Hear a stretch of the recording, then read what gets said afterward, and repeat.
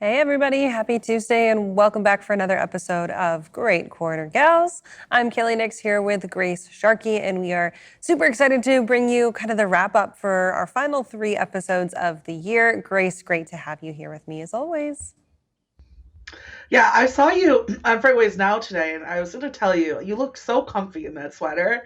And I was like, I need some more sweaters in my life. We're getting to that cold weather here in Michigan, so jealous of that warmness you got going on right now. You know what? I'm at the point on this show where I realized like all of my male coworkers get to wear their quarter zip every day. Like I'm wearing a dressed up sweater today. It's got stripes on it, it's nice and cozy, and I think I'm okay with that. Yeah, I agree. I second that opinion. Good for you. I love it. Well, it's great to be back for another episode with you today. We have another great one, and we're going to be talking about Manifest, which I know is one of your favorite events of the year. And I also really love our intro topic that we're covering today as well. It's the holiday season, which means that you're going to have lots of little girls out there and little boys out there all around asking for a Barbie. And we know that Barbie and Ken have done lots and lots of things in their careers. We have astronaut Barbie, we've got journalist Barbie, we've got lots of all these Barbies. But we don't have a truck driver Barbie yet, and one group is working to change that. Talk to us about Transforce. Super excited to see them lobbying for a truck driver Barbie. Yeah, I'm very excited to see a trucking company, right, lobbying for this in particular. It's not even like women in trucking or some type of group. It's an actual trucking company doing this. Shout out to them for this initiative. You know, when I first saw it, I had to jump to Google because I was like, there's no way there hasn't been a truck driver Barbie. And there's a Barbie that owns a truck and not a semi truck, just like a pickup truck. I think she's more of like a farmer Barbie.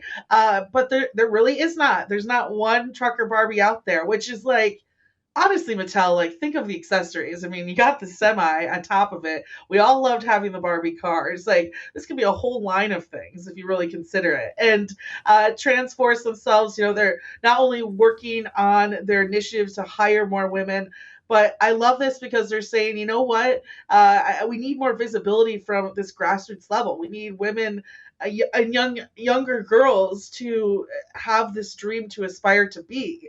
And actually, you're right, being the holiday season, the Barbie movie has of course made Barbies, especially the line that they have from the movie, very, very popular. Some of them are actually really hard to find now in a lot of stores. And so why not jump on that nice Barbie wave that we've had in 2023 and bring this to hopefully fruition. And for everyone out there, go check out my LinkedIn page. I shared the link to this campaign. They're looking to get 1,000 signatures so they can go to Mattel and really push this Barbie initiative directly with them. But I love this. I think it's, again, you know me, I'm all about how can we bring the truck driving community and the roles within it to more younger girls so they just know it's an option and that engineering, right, is an option, and a lot of these STEM type of roles in trucking are available for them out there. Like, let's not even make this a truck driver Barbie. Let's get like a diesel mechanic Barbie in there. Like, there's, I think, just so many different ways that we could take this. I absolutely love it. And it's a change.org petition. It takes literally 2 seconds to sign. I did it last night, and there is the option to donate to the cause as well, but you are able to sign the petition without necessarily making a monetary contribution. And you mentioned that Transforce itself is doing this. And the fact that they're a trunking company is, of course, huge on the initiative of this.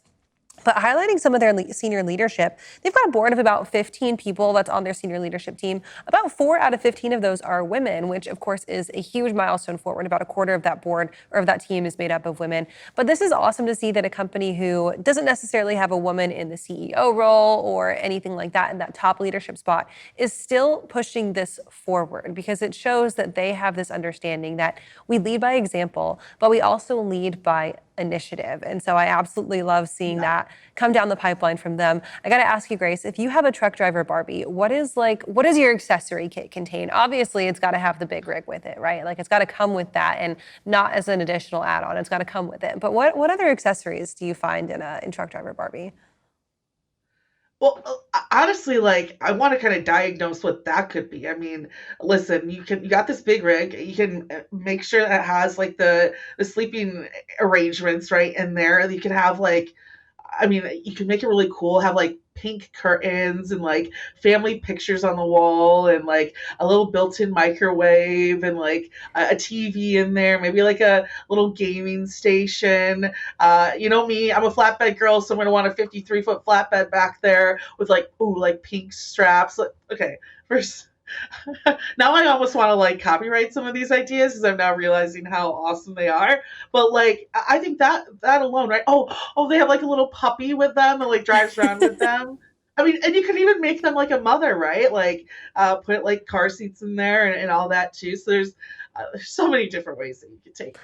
I love it. I love it. Mattel, let's get this petition up in front of you and you know what? Consult with us and we will have some great additions to Truck Driver Barbie. Exactly. We have to get this trademark now. If anything, we're calling the lawyers as soon as this is over. Matt Leffler, get him on the phone.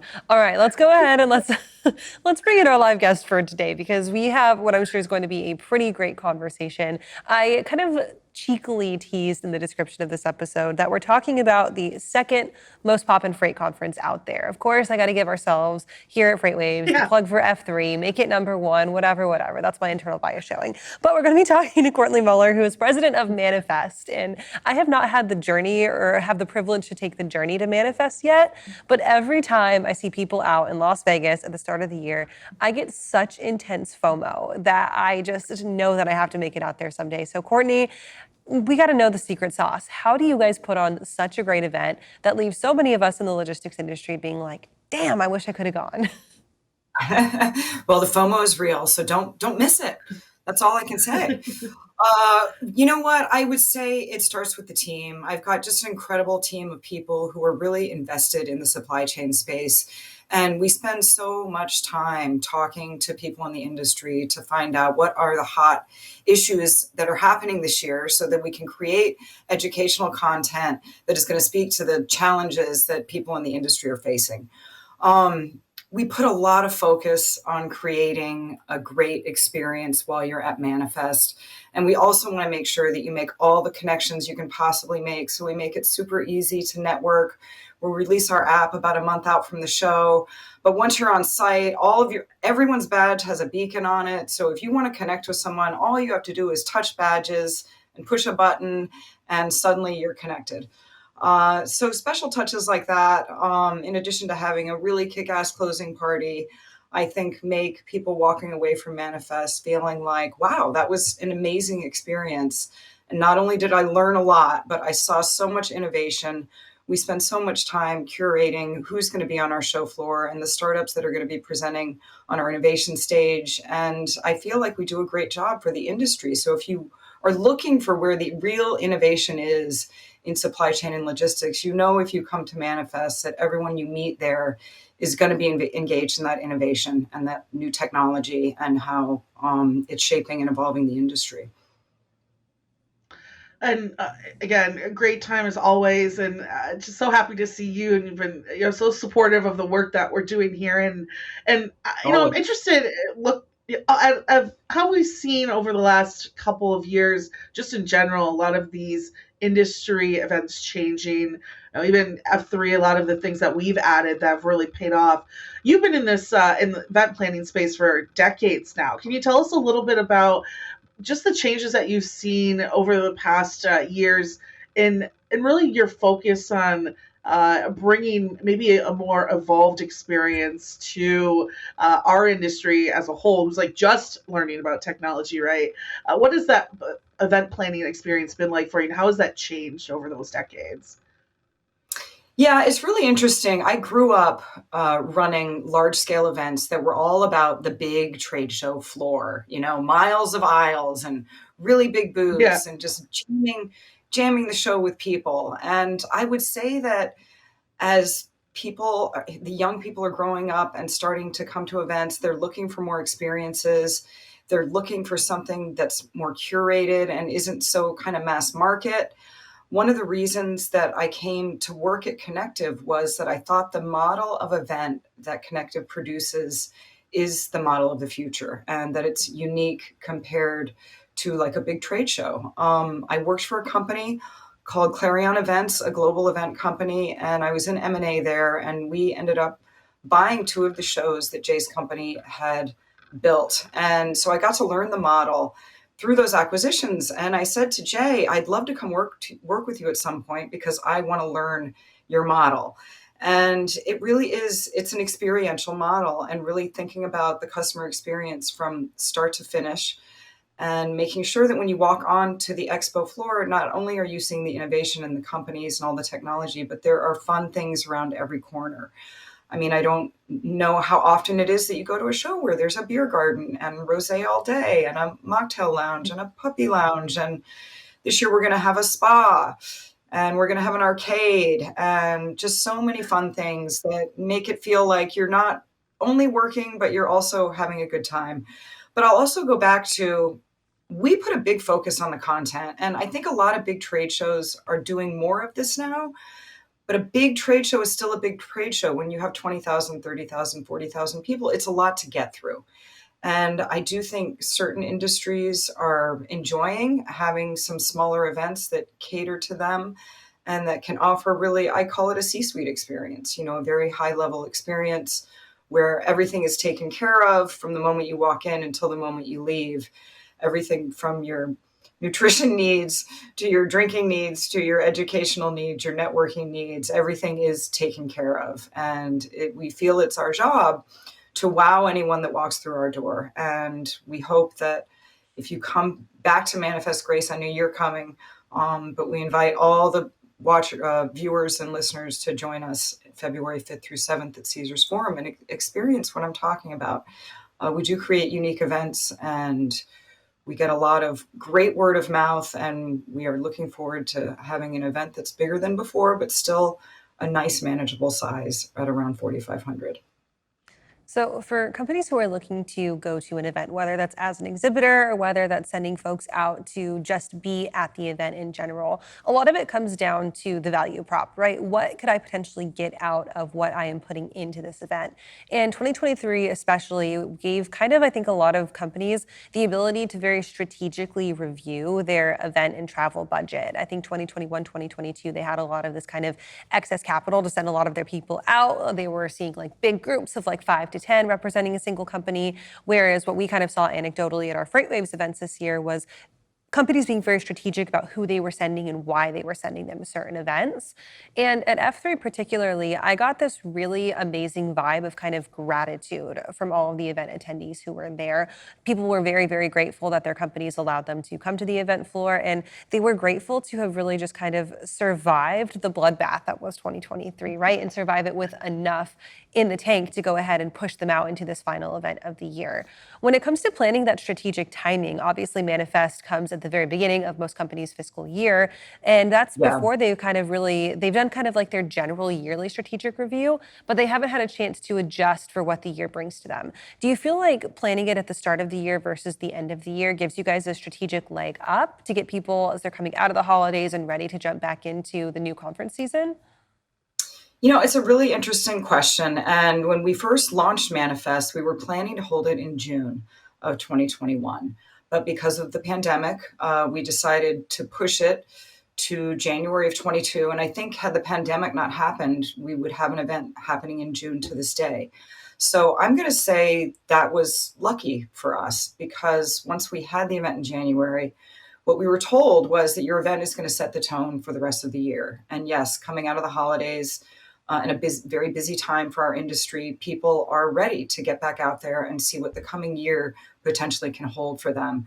So I think we got lucky with our dates and we realize now that it is a good spot on the calendar year and we've got dates confirmed for the next through till 2028. Well, hey, especially this year. I mean, what, 3 or 4 days afterwards is the Super Bowl right there in The Vegas. Super Bowl! So, Woo-hoo! right, I'm like, there's a hope of the Jaguars make it, so she can spend like a good 2 weeks there. Oh man, Yeah. I wanted to ask you something. One thing I really love about your event, and I've seen this maybe at Women in Trucking, but that's probably the only one I can really think of off the top of my head, is that you have this wonderful women's luncheon where you, first of all, invite everyone, which is great. I love, of course, seeing the men make sure that they go to that specific luncheon and hear that content. But can you tell us a little bit about why that was important for you to add that to the list of events at the event, and keep it so open to everyone who's attending as well? Yeah, yeah. So the first year of Manifest, which was 2022, that was the first year of the show, and it was the first year we had the lunch. I wanted to do the lunch, Grace, because gender diversity is a topic that's very near and dear to my heart. I sat on the board of the Society of Independent Show Organizers and helped there were a number of us who started a women's group and created events called CISO Women. So I was involved in about a dozen events for women in my own industry, and I realized how unbelievably valuable it was. I'm in an industry where it's 60-70% women make up most of the industry, and then you get to the C level and it's 15-20%. And seeing those kind of stark numbers was jarring for me when I really did research on it and saw it. And coming into the supply chain space, the numbers are very similar. Fewer across the board. I think it's about 40% women in the space, but very few at the top. And it just felt like a topic that needed to be addressed. And I was very lucky because the first year, our speakers were Luann Abrams from CEOX and Meredith Singletary, who's head of diversity and inclusion for DHL. And when we had our pre-planning call, we all said, we want the men in the room. We want to make sure they know they're invited. Their voices are so important to the conversation. So I made it a point to invite every man that was coming to the show, to the luncheon, with a personal email. And it was really funny because I got a lot of responses from men saying, "Are you sure this was meant for me? And, isn't this a women's lunch?" And I responded and said, "No, it's absolutely meant for you. Having you in the room is going to make it that much more valuable to all of the participants. So I encourage you to join." And I think it set the tone because that first year, I think it was about 40% men in the room. This year, about the same. And I will continue doing that, inviting the men to come, because I think if they don't get that direct invitation, they're not sure they're welcomed. And I want them to know that they're welcomed. And the anecdotes that we hear from the men, both during the lunch and after, are so amazing and valuable. Hearing from dads who say, "I have daughters and I want them to be able to get ahead. And if I'm a man who's an interrupter or, doing things I don't want to be doing, I want to know about it and I want to learn from this lunch." So I think it's been a really valuable aspect of Manifest. I'm really proud of it, and I'm really excited for 24. We're welcoming Lindsay Kaplan, who is the co-founder of Chief, and we're also welcoming Rashna Sharad, who is the CEO and founder of Flavor Cloud. Promises to be a great conversation, but as you know, Grace, from being there, I think the best part of it is when the audience starts asking questions and making comments, because so many people have their own stories to add that only help educate all of us. I love it, and I'm excited to see kind of the content that comes out from those conversations this year. Courtney, I want to focus on a little bit of the event and the event process itself, because I'm someone here at FreightWaves where I get to host and MC our events, which means that I'm backstage for the whole entire thing. I'm pretty privy to the planning process. Great. And do what? Yeah. I said it's so great. Yes, it is so great, and it's a very complicated process, and I don't think we work really hard to make sure that everyone who's on the attendee side has no idea about the magic that goes on the backside, right? But of course, things go wrong. Like at F3 this year, on the very first day, we went through this conversation piece and we looked at our clock and we were like, "Oh my God, we are 25 minutes light right now. Like, what do we do? Quick change, quick workaround." No one was any the wiser, right? They seemed like it was just part of the plan. When you're planning events, do you guys have a moment that sticks out to you in your career where you were like, "Oh my God, this is a problem I have to solve"? And then how did you get through it and take it forward? Sometimes, obviously, but there's just so much pre-planning that goes in. I haven't often had issues that happen on site. But I will tell you a couple of them. One year, I was running a show called Book Expo America, big book publishing convention, and the fire marshal came onto the show floor like a half an hour before we were opening, and he thought some of our pavilion signs were too big, and he started insisting that they be made smaller or moved, and he wouldn't let us open the show right at 10 o'clock. So we had thousands of people outside the door literally crushing in to get in. And it took about 20 minutes for that show floor to get opened up. And I'm telling you, in that 20 minutes, I lost 10 years off my life. I was running around like a mad woman, like on the radio, what are we going to do? And there was nothing we could do. We just had to get through it. And that's probably the worst event experience that I look back on. But when we were on site at Manifest this year, and it came up unbelievably for the first time that the Super Bowl was the weekend after us, there was a moment of panic. Like, wow, did we misjudge this? Did we, not look at everything that could possibly be going on? How could we have missed this? And what we thought was going to be an issue has not been, actually. We had the hotel block we needed. We've been able to secure all the venues we want, and we feel like we've turned it into a positive, actually. We're going to have what we're calling the big game giveaway, where someone at the event is going to win 2 tickets. We'll be announcing details soon, but I've got customers who say, oh, I've bought Super Bowl tickets and I'm coming to Manifest. I'm staying for the Super Bowl.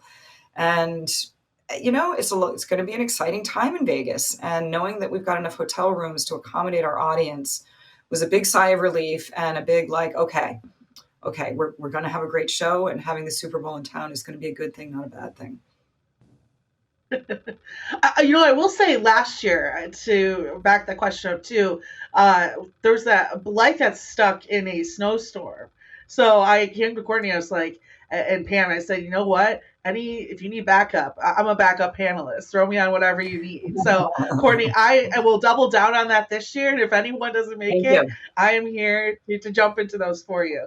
It is really a great event. And I really, again, appreciate your work with us and promoting especially this show and a lot of the work that we do for women here at FreightWaves as well. Can you, for our audience, real quick before we wrap this, give them a little bit more of where they can go, of course, for tickets, and a little bit of the event, where it's at, and dates as well? Yep, absolutely. February 5th through the 7th at Caesars Forum in Las Vegas. It is the same venue we were at this year in 23. You can get tickets at our website. The website is manife.st. So if you spell out manifest, but put the dot before the ST, you will get to our website. Future of Supply Chain and Logistics. We really hope to see everyone out there. It's going to be a great time. And I'm really hoping there's not storms this year. Grace, you're right. We had so many storms in 23. A lot of people got stuck and couldn't make it. So we're hoping the wintertime dates don't hit us again with snowstorms. Well, Courtney, thank you for joining us on the show today. I will be manifesting my way into hopefully Manifest 2024. Thank you so much. Well, thank you for having me. Grace, maybe that's the way that I get in, is that we take, here's the thing. We partner with we partner with Transforce, and then we take the petition to the Manifest floor for Trucker Barbie, and that's where we get all the signatures. We do like 3 birds with 1 stone. Well, you know what? I will say in the Transforce aspect, I'm going to shoot our production team an email. I think on the 19th, they're joining us on this show too. So they might actually be one of our last shows of the year, and we'll get to learn from them exactly why this was important. But what a great episode this was. Just a lot of great female leadership, a lot of avenues opening up for women, and a lot of, this industry just, Kaylee, I love doing this show with you. It's a way for us to open this platform up for women to experience really great things in this industry. And happy to see Transforce and Manifest working on that too. So maybe we can set it up where we can find a GQG live from Manifest 2024. I'm going to get on that. I know that you've already secured your spot. I'm going to get on securing my spot now. We're going to work on that one. I love it. All right, Grace. So let's talk about a little bit where we can find you coming up, the rest of the content throughout the week for you, and where you're going to be. So, of course, you can find me on the radio every day, Monday through Friday. I will be, of course, having a great show tonight with Mike Bowden-Distel and Nate Johnson from GLCS as well. And also to plug an event for us next week. I'm going to be on a number of our fireside chats for the Domestic Supply Chain Summit. So go check that out. We're talking investment. We're talking cybersecurity. I have a chat with Wabash on trailers and OEMs of the future. So go check that out. And all of our events. Even F3 date now is up on live.freightwaves.com. So if you want to start planning your events for 2024, that's the link you got to go check out. And then don't forget, all of those FreightWaves TV events are going to be free registration as well, live.freightwaves.com. I'll be up hosting the Domestic Supply Chain Summit. I've got a couple of fireside chats sprinkled in there as well. Also next week, not to be overshadowed by our final FreightWaves TV event of the year, Craig Fuller and Zach Strickland are back. They'll have their final State of Freight webinar where they'll be giving their first looks at 2024. And Craig will let you know if there's any green shoots or if it continues to be doom and gloom throughout the rest of the year. So FreightWaves.com, drop down the events tab, get registered for that one. If you missed any, they're up on our YouTube channel, just like all of the episodes of this show from this year, so you can find them there. Grace, thanks for being here, and we'll see you next week. 1, 2,